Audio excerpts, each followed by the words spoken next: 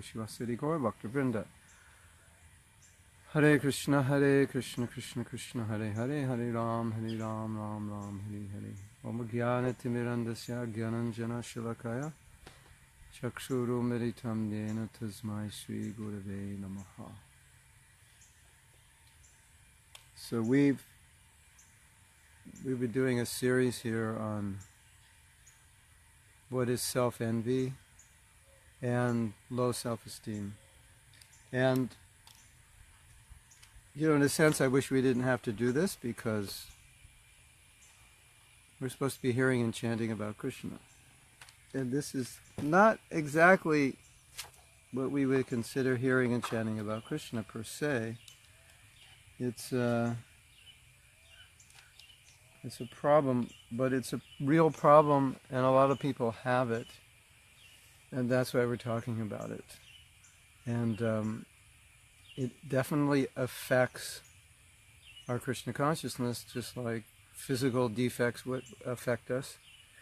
And so mental defects affect us. And, sometimes devotees ask, well, do we really need to deal with these issues? And I think the answer is, it depends on the person. For some people, these are not big issues.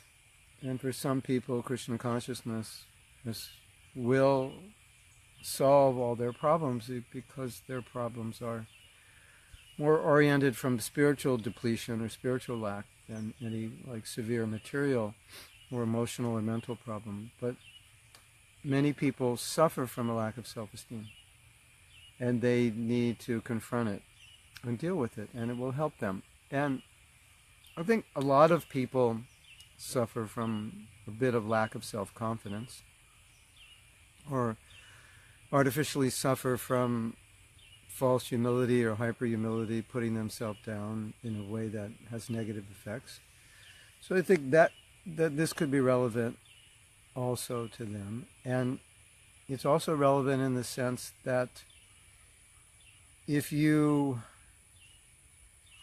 need to help somebody who has low self-esteem, then you can help them. So that's the idea. So hopefully it'll be beneficial for you in that sense, or beneficial for others you can help. And I think I said last time that the reason I'm giving this class is because the problem is very common.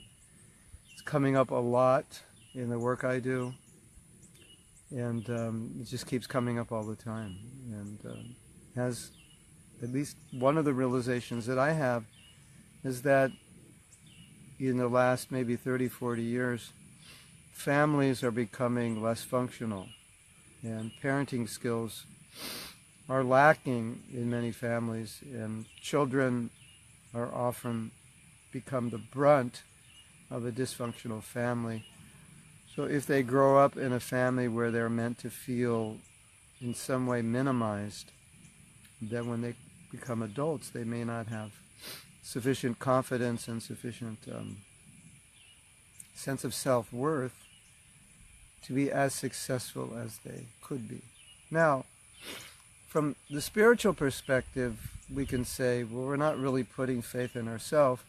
We're putting faith in our spiritual self, not our material self. We're putting faith in the mercy of our Guru, and we're putting faith in Krishna's power and us being instruments, which is all true. But the interesting thing is that if one's self-esteem is very low, one may not even feel that Krishna cares enough about them to give them those powers. That's an unfortunate fact. Why would Krishna give them to me? Or one may feel they don't deserve those powers, or it's wasted on me. Why doesn't let someone else have it? Something like that. So, you personally may not be experiencing this to that degree, but it does exist. My observation also is that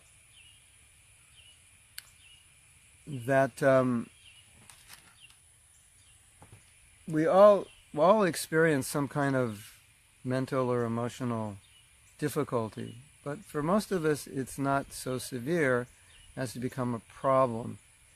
in our day-to-day activities. But I think what we're going to talk about, everyone experiences maybe a little bit from time to time.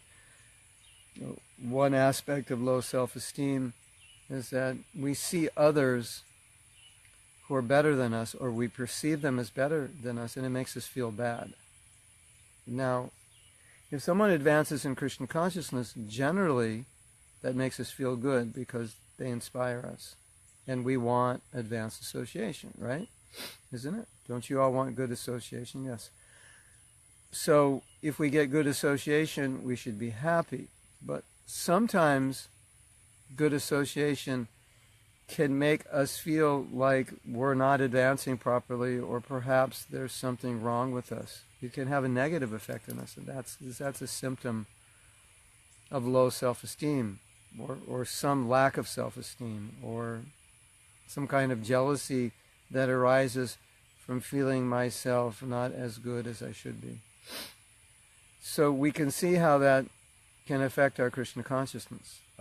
Another way it can affect our Krishna consciousness is if I feel that my life or my position in relation to Krishna is such that why would Krishna care about me? And if I believe Krishna wouldn't care about me, then why should I care about myself? And then that goes into the state of thinking, well, why should I care to execute my sadhana well?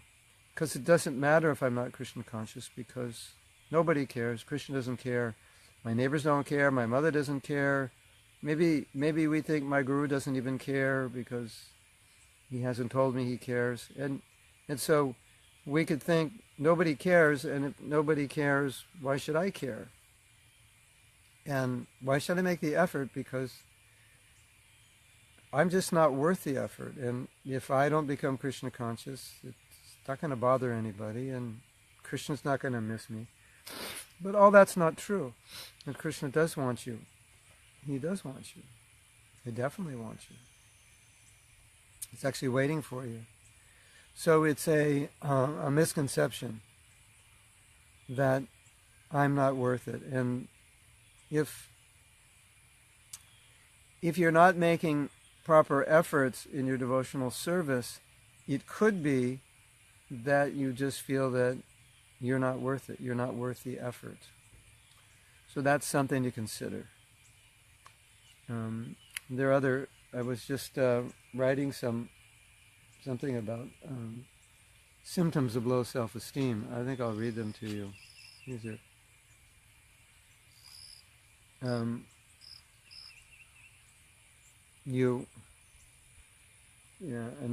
already recited two of them. Another example would be, you think you're not good enough and will never be good enough, rather than acknowledging your goodness and being more self-accepting. Whatever it is that you feel you're not good enough at, it could be relationships, it could be capabilities, it could be intelligence, it could be you might just think you're not a good person. It could be so many things. And the improper way of thinking, okay, that may be true. I'm not as good as I'd like to be in so many areas of my life. And I think we mentioned this last week. That could be very helpful as an impetus to improve. But low self-esteem, the thinking is, I'm not good and I never will be good. And another kind of thinking is, I'm just looking on the ground for ants who could crawl on my feet. I have to be careful where I put my feet. Another feeling is, my relationships aren't good. They never have been good, and they won't be good. And some people think, well, I'm not going to try to make them good because they never will be good. And the thinking is that, well, if somebody really finds out what I'm like, then they're not going to like me. Because if someone doesn't like themselves, then they think anyone else who finds out what I'm like isn't going to like me also, because they'll find out what I've already found out about myself, is that I'm not likable. These are all very unhealthy states. And in Krishna consciousness, relationships are essentially important. And our scriptures tell us that association with devotees is one of the 5 primary, most important aspects of bhakti. Chaitanya Charitamrita says association of devotees is the root cause of bhakti. Chaitanya Charitamrita says if you get association for a moment with a pure devotee, that can change your life. So when we talk about relationships, it's important that we have good relationships, because the better we have relationships with the devotees, the more that enhances our bhakti. And if we have some personal defect, which is making me think, well, I don't want to have close relationships because people won't like me once they get to know me, or I'm afraid to tell people what I'm like because I don't trust them, or I think that they're going to tell other people, or they'll blackmail me, or they'll turn against me, and so forth. That's going to be a problem, because as you all know, Nectar Devotion says that one of the aspects of loving exchanges is guyam akyati prichyati. Guyam means hidden, or guyam can mean a cave. And it means what's hidden inside the cave of the heart. It needs to come out in discussion with other devotees. And so if we feel that if other people hear about our problems, then they'll realize how bad we are and they won't like us, then obviously we're not going to want to reveal our problems to them. And not wanting to reveal our problem is a problem. So we've talked about this before, but it's important, isn't it? That we have friends. And so learning how to associate well with devotees is fundamental, and getting the blessings of devotees is fundamental. So if we have bad relationships and devotees have negative feelings about us, it's not good for us. Number one, we can't take advantage of their association. And number two, and number two, it may be that another devotee doesn't like us, and of course sometimes that's unavoidable, but it's not good. If it is avoidable, it's not good that another devotee doesn't like us, because the way we advance in Krishna consciousness is if other devotees feel nice about us, have favorable feelings towards us, have good feelings about us. Because if devotees have good feelings about us, Krishna will have good feelings about us. And so we want the blessings of devotees. And if we offend devotees, or devotees have bad feelings, it's not helpful for our bhakti. So it's something we should try to avoid. I mean, at least sometimes we may not have great relationships, we can have at least neutral relationships. But if we have personal problems which makes it difficult to have good relationships, it's just not good for our bhakti. And therefore, working on whatever it is we have to work on within ourselves to develop better relationships it's always good, it's always beneficial, it's always helpful. And also, practically speaking, the better we get along, the better we work together. Yes. There's a common problem. You have a voice in your head that always belittles you, that tells you whatever you try will never succeed, rather than telling you you can succeed, you can even try and fail. It's okay if you fail sometimes. I've said before that people with low self-esteem, when they fail, what they think is, I'm a failure. People who don't have low self-esteem, when they fail, they think, why did I fail? And how can I succeed next time? It's nothing personal. They don't reference it, they don't relate to it in terms of their sense of self-worth. They only reference it in terms of what did we do wrong and how we can improve. And so it's important to make this distinction, because like Rupa Goswami says, if you examine me, he's praying to Krishna, He said, if you examine me, you won't find any good qualities. And many devotees pray this way. If you examine me, you won't find any good qualities. Or I didn't take birth in a good family. I'm not very intelligent. I haven't done any pious activities. So they're playing the part of ordinary people where that's common. Most of us just took birth in ordinary families, not in Vaishnava families. Right? Most of us had very little pious background, at least in this life. Now, basically, we had no knowledge, and we had very little, we didn't have much genuine spirituality. But that doesn't discourage a devotee, because the devotee knows that Krishna's mercy is there for him, and with his mercy, then I can achieve success. But if I have low self-esteem, then I will hold all those things against myself. I'll say, well, what's the use? I was very sinful before I was a devotee. I'm not very smart. I didn't really do any pious activities. Some of you may have been atheists or not very religious, and you can look at all those things and say, yes, I'm pretty useless. So,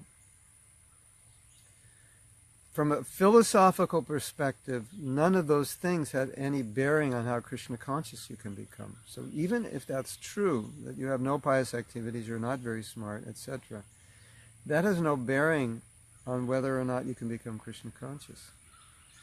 You may be disqualified in many ways. And a lot of us have this little voice in the head that's saying, you're not good, you're not smart, you're not capable, you're not even a good person. But even though that voice is really just the voice of someone else in your head, maybe your mother, your father, your brother, your sister, somebody, philosophically speaking, it doesn't matter. Because Nectar of Devotion says that the price for bhakti is your eagerness to have it, not how smart you are, not how many pious activities you perform, not how many people like you, not how you were raised, none of these things. So, if I look at something I've done and I failed and I think, oh, I'm a failure, number one, that's the wrong way of thinking. But even if you think you're a failure, whether or not you are, is not a qualification for bhakti. What's the qualification? Your eagerness. And we can translate eagerness, or we can add to that the qualification is to sincerely want to be Krishna conscious. And I've talked about this before, but I was just thinking about this morning. And it's such an important point, I don't think we can overemphasize it. Because we're conditioned souls, and many of us want to be way more Krishna conscious than we're capable of being right now. So many devotees say, I want to chant good rounds, but I find it difficult. My mind, it disturbs me. I can't focus. I'm passionate. I want to get up early, but I don't always get up early. I tell myself I'm going to read, but I don't discipline myself. I'm trying to control my anger, but I get angry very easily, or I'm very possessive, or I'm very envious, or I'm very whatever. And I don't like it. I don't want to be this way. I promise myself I'm not going to be this way. And then what happens? We struggle with it. Sometimes we struggle with it for many, many years. And so that's a reality which we all deal with. And if that is the reality that's going to prevent us from being Krishna conscious, in other words, our conditioned nature, the status of our conditioning, if that's going to prevent us from being Krishna conscious, then that's a pretty sad situation for the universe, because only a few rare souls who have done bhakti and have accumulated heaps of pious activities are going to be able to be Krishna conscious. However, we can see philosophically and from the way Prabhupada spread Krishna consciousness that the most important thing for Prabhupada was the sincerity of his devotees, not their qualification. By qualification, they didn't have any.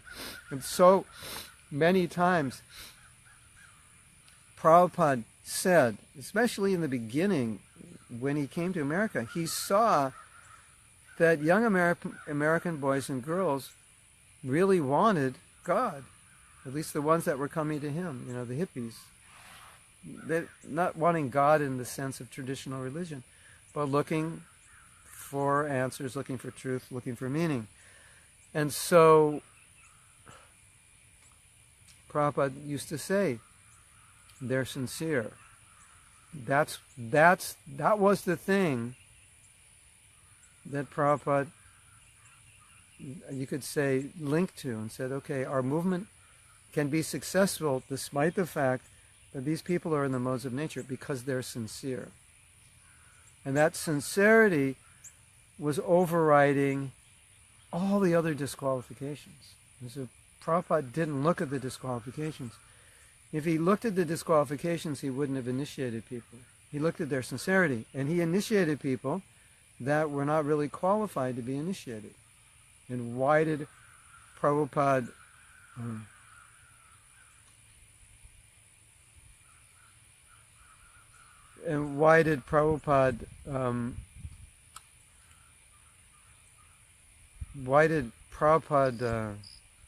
give initiation to so many people before they were mature, before they even knew much about Krishna? Because he saw they were sincere. They sincerely wanted God. They sincerely wanted to understand what their life was. And then they sincerely wanted to serve Prabhupada.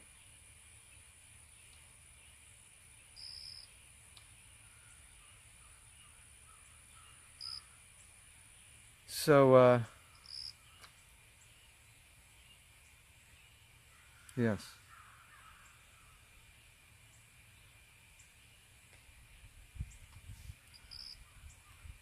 So,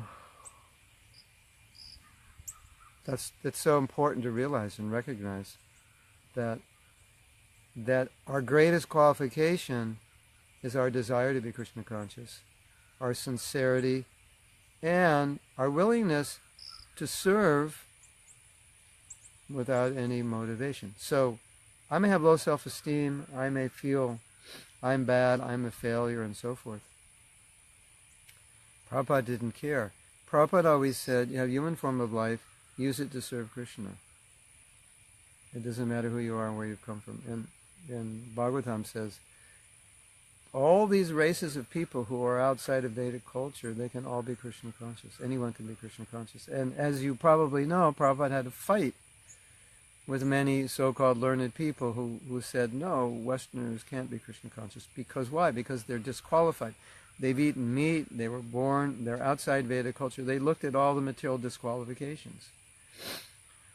And it's a huge misconception that material qualifications are the basis for being Krishna conscious. It's true. Most of us don't have qualifications.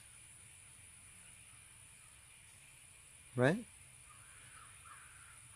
Prabhupada came to a country where nobody had qualifications to be Krishna conscious, and he gave Krishna conscious freely.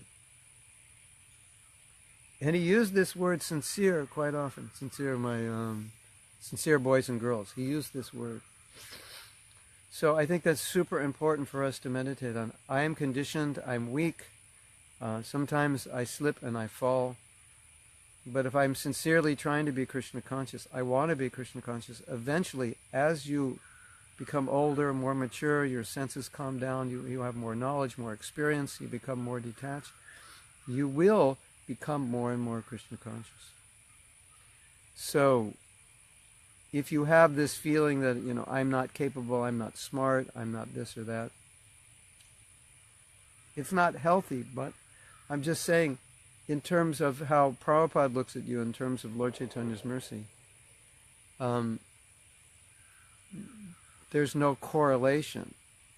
You can fail 1,000,000 times, but if you stand up one more time and try sincerely, at some point Krishna's going to shower mercy on you. And the mercy he showers is not based on your qualification. It's based on your sincerity, your desire. And that sincerity is what keeps you going. And a lot of times people will ask me and say, well, what keeps you going? You've been a devotee since you were 19, and many people came to Krishna consciousness and left, and why you didn't leave? And I think that's one of the answers, is that no matter how many times I fail, or fail, I kind of subconsciously understood that if I keep going, Krishna will eventually help me become Krishna conscious, because that's what I want. And if I'm sincere and I keep trying despite my conditioning, I will succeed. And that's a fact. And it's a reality for everybody. Like Prabhupada gave the example, you try to straighten the tail of a dog. He said, you can't do it. It will always curl. And he said, trying to purify Westerners is something like that, because we're so conditioned. But at the same time, you can see devotees who have stuck it out, they're very Krishna conscious now. And so that's an example for you, that if you stick it out, you'll also be Krishna conscious. You also can be Krishna conscious.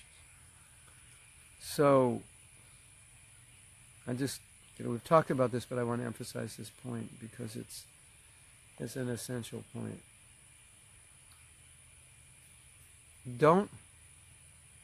We all have defects, and there's always going to be other people that are better than us, or always people that at least look better than us that may not be.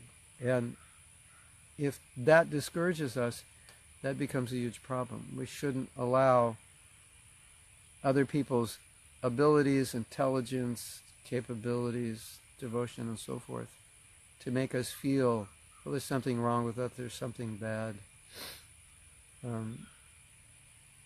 No. It doesn't matter. Anyway, it doesn't matter how bad we are. Krishna consciousness is more powerful than anything bad in us. That's the point. And then I want to emphasize also how much Prabhupada wants each one of us to be Krishna conscious. So you may feel, like I was saying before, you feel, well, I don't even feel worthy, or I don't feel inclined, I don't have enough self-care or self-interest or even self-confidence. But Prabhupada wants it. So sometimes when we can't show enough concern about our own welfare, we have to do it for someone else. So if you ever tell yourself, I really don't care, or if you ever feel like, I don't really care if I don't chant my rounds well, or I don't really care if I don't read Prabhupada's book. Somehow or other, I can go through the day and it doesn't bother me. And you realize, obviously that's not a good state to be in. But if you realize that about yourself, or to some degree realize that about yourself, you can think, but Prabhupada cares.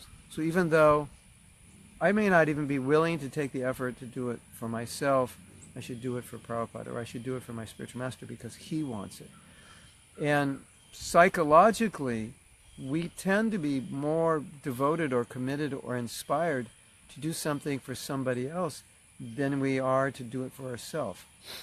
Somehow or other, the relational connection of commitment to another person is stronger than the relational commitment to ourselves.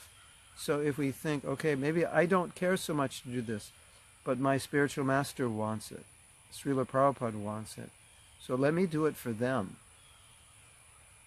That can become a very powerful impetus for you to get a little more motivated. Okay, I don't really want to get up.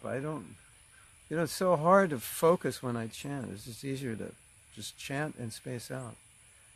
But Prabhupada has asked me to chant properly. Prabhupada has asked me to get up early. My spiritual master has asked me to chant properly. My spiritual master has asked me to get up. They want it. Let me do it for them. Even if I can't do it for myself, let me do it for them. So that's a very powerful way to overcome this lethargy that may come from not caring enough about my own spiritual life. But somebody else cares about my spiritual life more than I do. Prabhupada does. What did Prabhupada often say? That Krishna wants us back more than we do. It's like we're so foolish. Like, I'm okay here, today was good, weather was nice, we had nice prasadam. Yes, everything's okay, I don't mind, I have to come back as a devotee, it's okay. That's not how Prabhupada wanted us to think. Prabhupada wants us to go back in this life. That's his mission. That's what he wants. So as a service to him, we should do it.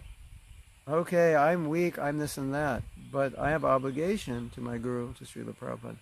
They don't want me to be weak. They care more about me than I do. So let me think about their care. Let me reciprocate with their care. And then you'll find if you do that, that's a great impetus. It's going to be a stronger impetus for many of us than our own desire.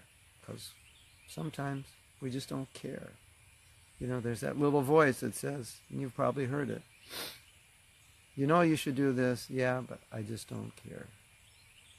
It's kind of, to me, it's kind of like the voice of the mode of ignorance, that lazy voice, yeah, I don't care. Actually, we do care. We say we don't care. It's a way to pacify ourselves, or some influence of the modes of nature just pouring a stupid thought in our head, but we actually do care. The other thing is, which is can be a problem, because devotional service inspires more devotional service. So the more taste we get, the more we want taste. The less taste we get, the less we're attracted. So when we become lax in devotional service, we lose momentum.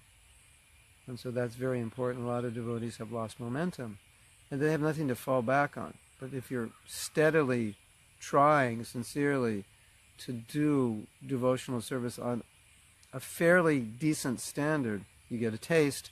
The taste gives you impetus. It keeps you going. It makes it so much easier. So when you're slack, then you have to fight from a very weakened position. And that's, we can't fight from a weakened position, because we're not the ones fighting. We can only fight from a Krishna conscious position. And so that's an important point about being steady. And then another symptom, I think I mentioned this, which could affect relationships, is you feel like you're not a good person. You feel like if people get to know you, they'll see what you're really like and they won't like you, so better don't get too close. We need close friends. We don't have to be close with everyone, but we need close friends. So, yes, you need close friends, right? So, yes.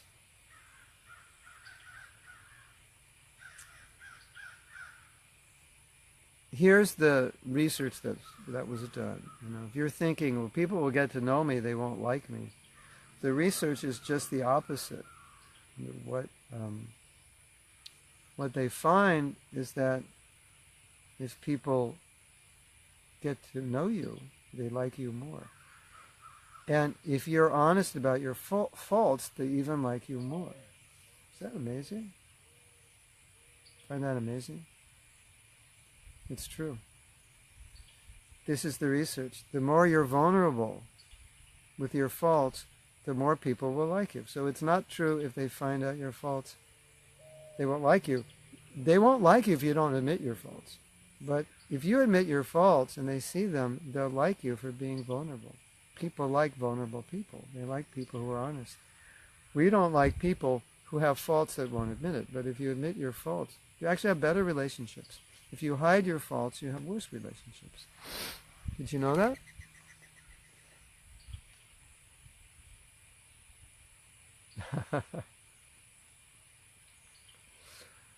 Hare Krishna.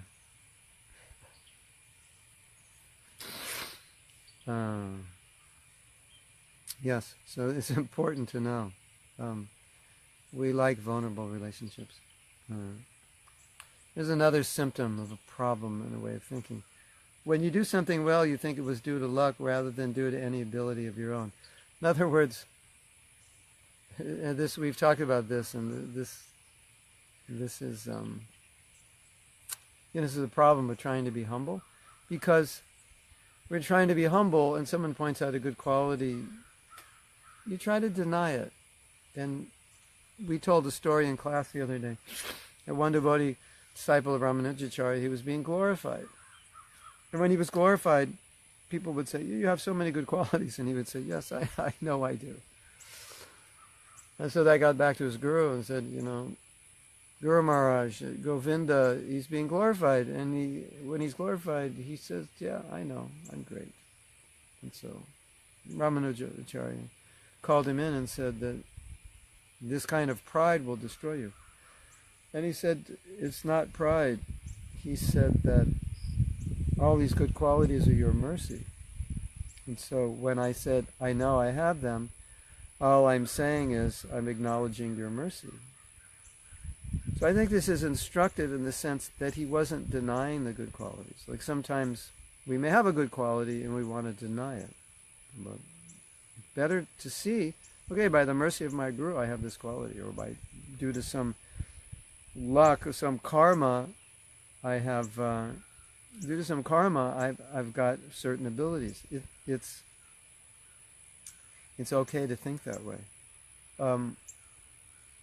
But if we do something well and we have low self-esteem, we'll think, actually, I never do anything well, and if I do anything well, it's just luck. It has nothing to do with me. That can be very unhealthy for certain people. It could be healthy for more advanced people who have healthy psychology. They totally see it as Krishna.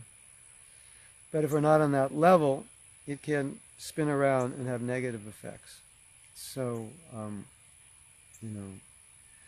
it is not wrong to acknowledge that you've done something well. We've talked about this before, when you would think, well, that's not humility. It's not wrong to acknowledge you've done something well, but it's wrong to take it from the false ego, that I'm good, I'm better, because humility means to see others are better. So, objectively, I may have distributed more books than you, but it doesn't mean I'm better than you. It doesn't mean I should think I'm better than you. I may think, well, Krishna's so kind upon me, he allows me to do it because I'm so helpless or useless, and I just pray to him. I'm not very smart, I don't know how to do this. You're actually better. Okay, that's okay, that's a healthy way. Because at least you're acknowledging that you've done it. And so, if we have low self-esteem, we don't even want to acknowledge that we've done anything well. We want to make an excuse for it. But that's not healthy. And I think also in relationships within our temple, if we have this kind of false hyper-humility, it's kind of dysfunctional. Everybody's glorifying everyone else and everyone's effacing themselves. And, no, Prabhu, you're great and I am nothing. You're the prime minister of some country. No, I'm nothing. I'm just useless. I don't do anything. No. One time Prabhupada said that people in positions like this, who are qualified for these positions, they can be proud because they earned it, they deserve it. Not proud, but they can be acknowledged for having those qualities. And we can see also, whatever qualities we have, it's Krishna's vibhuti. And Krishna describes in the Gita that he gives us qualities. That's his Shakti. So, it's not that it's wrong to acknowledge that Shakti. I think it's wrong not to acknowledge it because it's Krishna's Shakti. We just don't want to use that to dominate people, to think that we're better than others. But we also don't want to avoid acknowledging it in the name of humility. In the name of, no, I'm bad, everything's bad, if I do anything good, it's an accident. That's not a healthy way to think. A devotee thinks, if I do anything good, it's the mercy of my Guru. But the reality is, to get the mercy of your Guru, you must have done something good, because it doesn't just fall out of the sky from nowhere. So Srila Prabhupada, like so many times, Srila Prabhupada said, whatever success I have is due to the mercy of my Guru. And when you hear that, what do you think? And you think, yes, he got the mercy of his Guru because he was willing to sacrifice his life for Krishna. So you never think of it as, well, it was just an accident. Srila Bhaktisiddhanta had so many disciples, and so mercy fell on the head of one. No, you understand. Prabhupada took up the order of Srila Bhaktisiddhanta. He risked his life, and he went into this hellish situation in America and dealt with basically an impossible situation for preaching. And he became successful. And because of that, he got Krishna's mercy. And with that mercy, Krishna consciousness spread all over the world. But you never separate that mercy from who Prabhupada was as someone, you could say, qualified to get the mercy. So you can say, yes, everything I've achieved, my success, it's all due to Krishna's mercy. But the reality is, to get Krishna's mercy, you must have done something. And it's not wrong to acknowledge that. I think for many of us it's wrong not to acknowledge that because it's true. It's just wrong to become proud. One of the definitions of low self-esteem is you don't acknowledge what's real. You have certain abilities and you don't acknowledge them. You have certain capabilities, you don't acknowledge them. If I have them, I'm grateful, Krishna, in this life you've given me the ability to do this or to do that. Thank you, I'm grateful. I can use this in your service. It's not humility not to acknowledge that. And people with low self-esteem will try not to acknowledge it. Okay, Krishna, you've given me this ability. Let me humbly use this in your service. I don't think I'm great. I don't think I'm special. I know this is a gift. And I know if I use it, you'll give me more gifts, more empowerment, so that I can use that more in your service.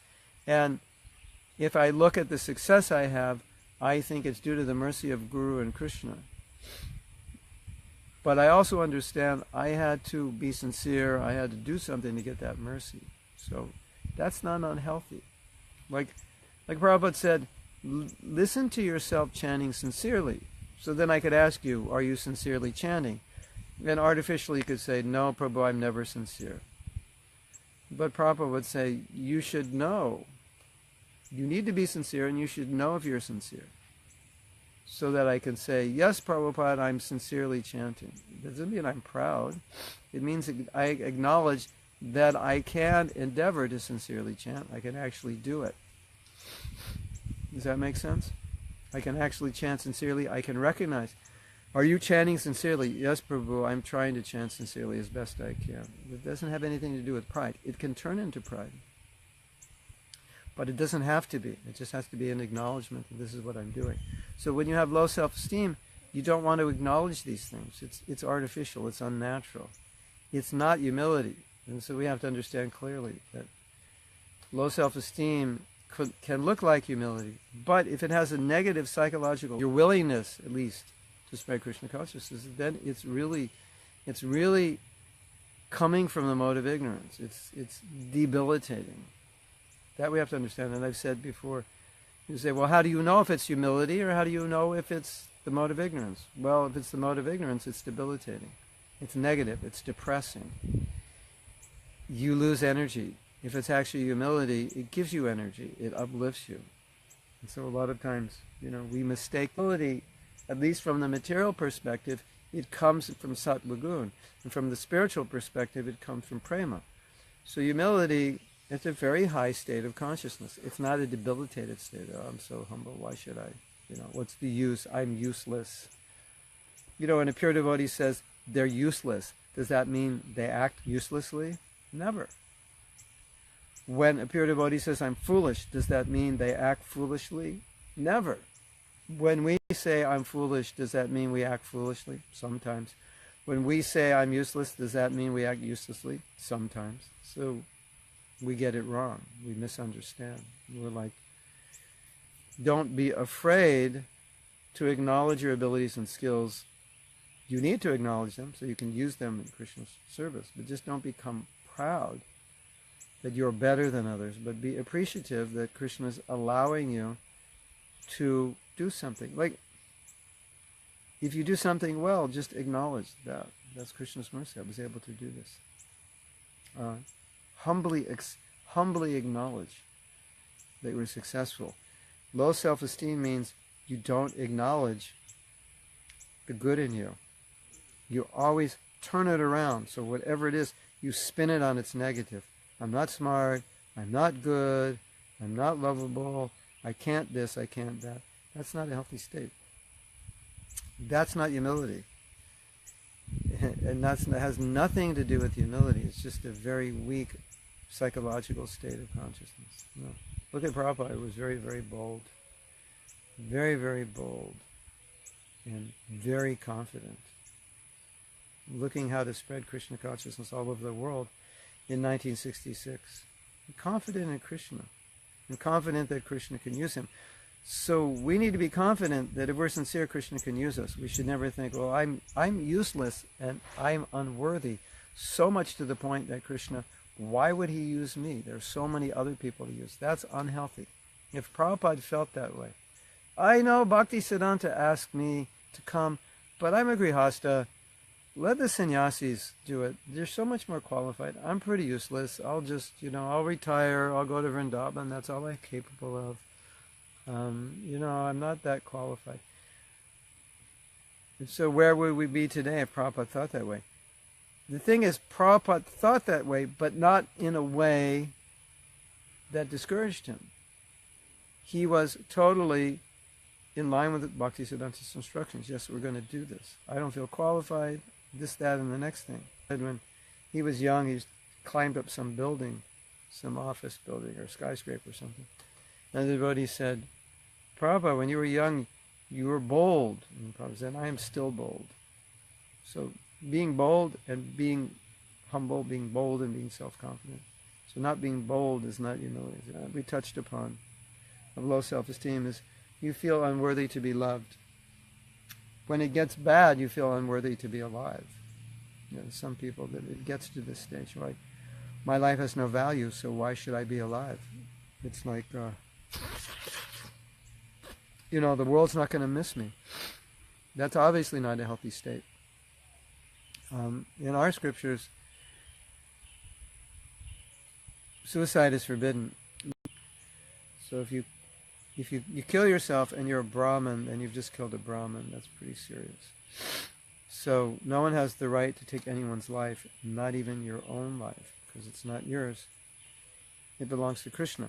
When people have very low self-esteem, when it's on critical levels, they contemplate suicide because they think, I am so unworthy that I have no need to live. Mahaprabhu, in his view, that's coming out of love of Krishna. And if you interpret that and try to create that within your own consciousness, within the state you're in, it just doesn't come out right. Because it's not coming from the same place. If it comes out, why should I maintain my useless life? Why should I breathe without love of Krishna? My life is of no value. You may know the story that we shouldn't think that way, because if we do, we can't think that way because that's a byproduct of prema. And in our state, if we think that way, it's totally dysfunctional. You may know the story. One sannyasi, it's a principle. Prabhupada was saying that's a principle. He wasn't telling that sannyasi to commit suicide. He said, in principle. Like, there are many things like, in principle, this is like, I posted a letter on Facebook the other day. The devotee asked Prabhupada, if I think about illicit sex, is that illicit sex? And Prabhupada said, yes, it is. In principle it is, but in practice it isn't. Because Prabhupada said, but you will think of it. So when we say no illicit sex, we say don't do it. We can't say don't think about it because due to your conditioned nature, you'll think about it. So in principle, no illicit sex means you don't think about it. But in reality or in practice, Prabhupada is saying no. Right? So he's saying to the sannyasi, yeah, you should commit suicide. And actually the sannyasi did. Later in the conversation, Prabhupada said, but we don't follow that. That's a principle, but we don't follow it. Chota Haridas did it, we don't follow it. But that sannyasi didn't hear it. So I think there are some things that sometimes we misunderstood. There are instructions that in principle it should be this way. But in practice, Prabhupada never told anyone, I think, Prabhu, you're pretty useless. And considering how useless you are, Krishna wouldn't even give you the time of day. So probably the best thing you could do is commit suicide. Did Prabhupada ever say that? You're so useless that Krishna doesn't care about you. Only if you became an offender, then he would say, you offend devotees, then Krishna, he withdraws his mercy. But not to anyone who was trying to get mercy. He would never say that. Never, never, never, ever. So, if you're in a state where you feel unworthy to the point that you don't feel that your life is worth living, how can you execute Krishna consciousness that way? You don't even feel like it's worth getting up. You may not feel like doing any devotional service because you feel, as we said earlier, Krishna doesn't care, you're not worthy of it, it doesn't matter. So, very unhealthy way.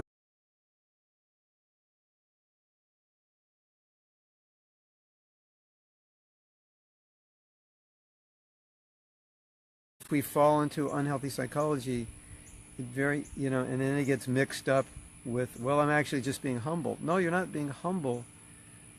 You have an unhealthy psychology, which is not useful for bhakti. So that you have to understand. That's the idea. So, we have gone an hour or a little more. Do you want to ask any questions? I didn't even get to read that paper today, which means we can read it tomorrow.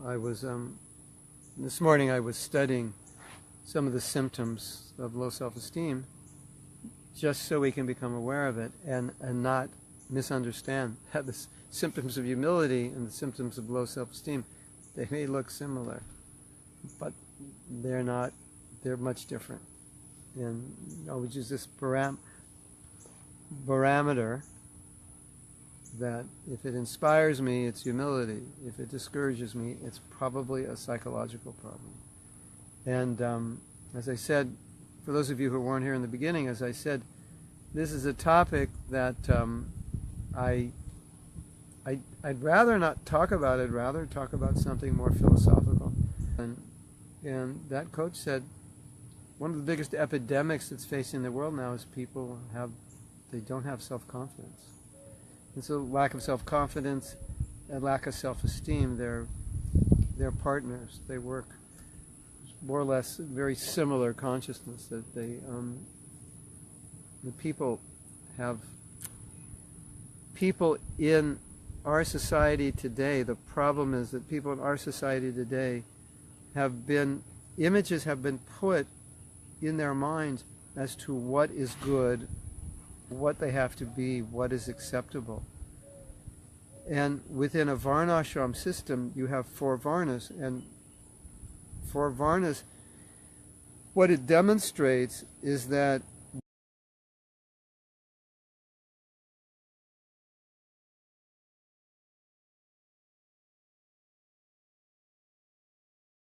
I think you're a Shudra. That Prabhu might be offended. Who are you to tell me? What do you think? You think you're better than me? You think you're a Brahmin? I'm a Shudra. Well, that's how we think, but that's not the intention. The Shudra means this is how you earn a living, doing something. They say, well, you're an artist. You're a musician. That's Shudra. You're an actor. That's Shudra. Well, Archana is art. You paint the deities. That's when you paint. Prabhupada said painting is Archana. But then Prabhupada said painting is Shudra. What does that mean? But when you take it into an occupation, that this is how I'm earning a living, that's considered the occupation of Shudra, where Shudras are engaged in serving others. Of course, if you have your own business, then now you're a Vaishya. But anyway, that's a side point of what you are. But because there are 4 varnas in a varnashram situation, people didn't feel like lacking in self-confidence or self-worth because they were classified as Shudras or Vaishya. Oh, you're a Vaishya. Oh, I wanted to be. I want the prestige of being a Brahmana. See, that's where it gets messed up. And then you think, well, being a Brahmana is what I'm supposed to be. And it makes you feel bad that you're a Vaishya or you're not a Brahmin. Where in Krishna consciousness, we're transcendental to Brahmins, although we may have the nature of whatever, Vaishya, Shudra, Kshatriya. And even to be Shudra is a compliment because everyone is born outside Varnashram. But the point is, within Varnashram society, there's a place for everyone according to their nature. So people accept there's a natural hierarchy. And just because one's a Brahmin doesn't mean that they overlord other people, or because one's a Shudra they feel inferior. That's the problem we have, because our society is, we're trying to make everything equal and classless, and men are equal, women are equal, this is equal, that's equal, and there are obviously spiritual ramifications to equality, but when you try to make things equal materially, they're not always equal materially.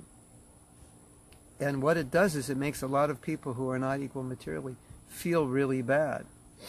You may be a writer, but you're not Shakespeare, and you may never be Shakespeare, and you may never be Shakespeare for 1,000 lives. You may need a little practice to be like him.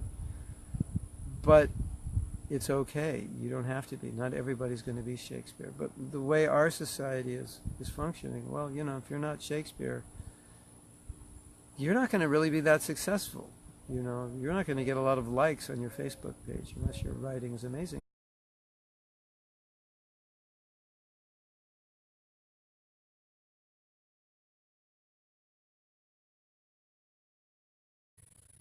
If you're sincere, you become invincible. You can't, Maya cannot destroy a sincere devotee. Nahi koyana question. Dogatin tatagachati. One of us posted on Facebook the text that we're going to be studying, and I didn't access that text today, so we posted that maybe at 8 o'clock or 7:30.